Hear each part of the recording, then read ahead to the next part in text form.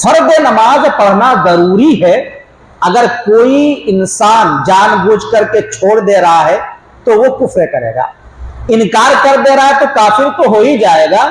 اور اکثر اہل علم علماء نے کتاب و سنت کی روشنی میں یہ بات بیان کی ہے کہ جو انسان نماز کا انکار تو نہیں کرتا، وہ اقرار کرتا ہے کہ 5 وقت کی نماز فرض ہے، پڑھنا ضروری ہے، لیکن پھر بھی وہ نماز نہیں پڑھتا ہے تو وہ کافر اور مشرک ہو جاتا ہے.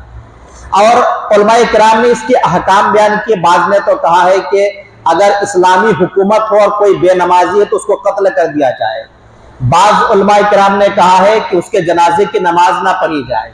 بعض علماء کرام نے تو یہاں تک کہا ہے کہ اس کو مسلمانوں کے قبرستان میں دفن نہ کیا جائے.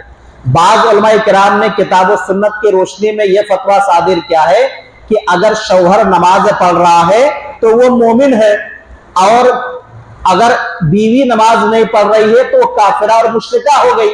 اور مومن اور کافر مشرک میں نکاح نہیں رہتا ہے تو آٹومیٹک وہ ٹوٹ جاتا ہے، طلاق واقع ہو جاتی ہے، کیونکہ مسلم اور غیر مسلم میں نکاح رہتا ہی نہیں ہے.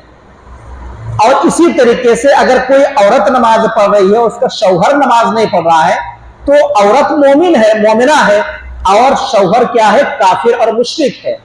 اور مومنہ اور کافر میں نکاح نہیں رہتا، ٹوٹ جاتا ہے، وہ طلاق آٹومیٹک واقع ہو جائے گی. اگر یہ لوگ ہم بستر ہو رہے ہیں تو وہ زنا اور بدکاری ہوگی، بچے پیدا ہو رہے ہیں تو وہ ناجائز اور حرامی کا لائق. تو اتنی سختی ہے فرض کے بارے میں. تو فرض نماز یہ ضروری اور واجب ہے.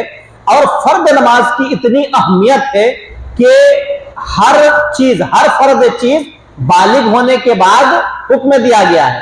لیکن نماز کے بارے میں کہا گیا بچہ 7 سال کی عمر میں ہو جائے تو نماز پڑھنے کی تاکید کرو، نماز ان کو پڑھاؤ.